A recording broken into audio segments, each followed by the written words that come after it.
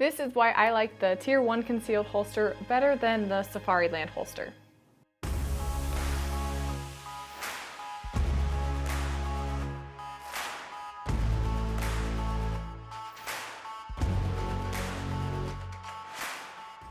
Before I begin, I want to shout out a sponsor of mine, Modern Warriors. Go check them out. I'll put the link down below. If you decide to order anything, make sure you use the code Alyssa for 5% off.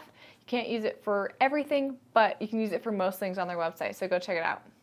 My first holster was the Safariland holster, and I got it mainly because it seemed like everybody recommended it. And so I went with that, and it did a great job. It's not a bad holster at all. However, I did get a staccato piece. So when I upgraded to that gun, I needed a new holster. And I thought there might be something out there I like better. And so I was kind of researching, asking around, seeing what people liked.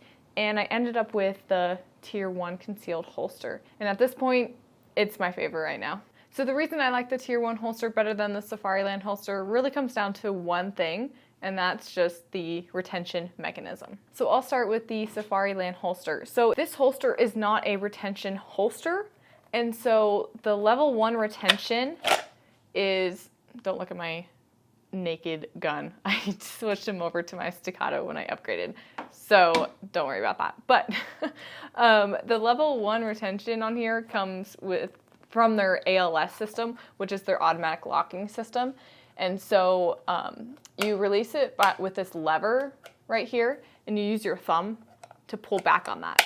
And when you put in your firearm, if you heard that click, it automatically locks in.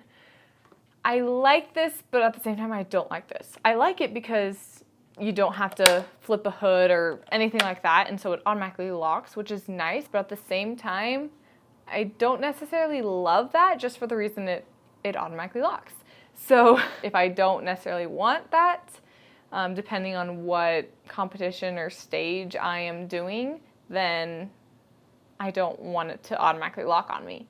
But I mean, it's whatever, it is what it is, and there's pros and cons to it. Another reason I don't necessarily love the ALS system on this holster is because the mechanism to release it, it's pretty small and it's smooth.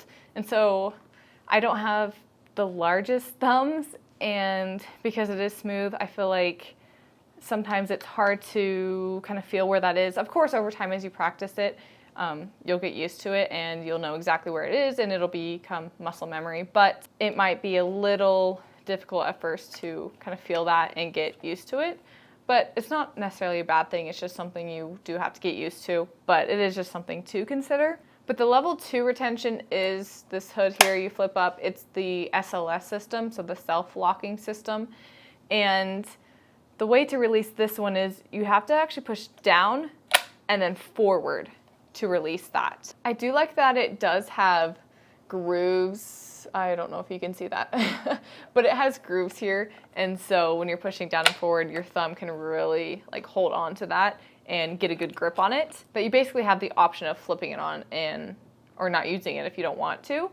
And you still have that level 1 retention with that ALS system on here, because this one is a level 3 retention because it has both the ALS and the SLS systems. If I were to get another one of these holsters, I might consider just doing level 2 so that I could use the retention if I want to, or not have it if I don't need it or don't want to use it at that moment. When comparing the level 2 retention on the Safariland holster compared to the Tier 1 holster, I like the Tier 1 holster better for that. This holster is a retention holster, and so the holster itself is a level 1 retention holster, and the level 2 comes from this right here.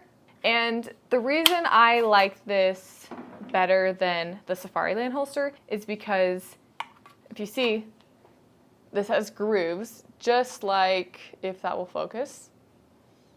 There we go. Just like the SLS system on the Safariland holster, it has grooves, so I do like that. However, the mechanism, you pull back with your thumb instead of pushing down and forward. So as I'm gripping, all my fingers are going like this, right? And so as I'm doing that, it just makes more sense for my thumb to go backwards instead of pushing down and forwards. And it does have the option of being able to use that retention or not use it if you don't want to, but it still is a level 1 retention without any additional locking mechanism added to the holster. So I found that the Tier 1 holster was a faster draw for me, and it just felt more natural. And so that's why I have liked this a lot better than the Safariland holster. However, both holsters are great, and a lot of people recommend the Safariland holsters, and I still think they're a great option. But for me, I have found that I like this one better, the Tier 1 holster. Hopefully this video helped, especially if you are deciding between those two holsters. But if you have any questions, leave them in the comments below, but also like and subscribe, and we'll catch you next time.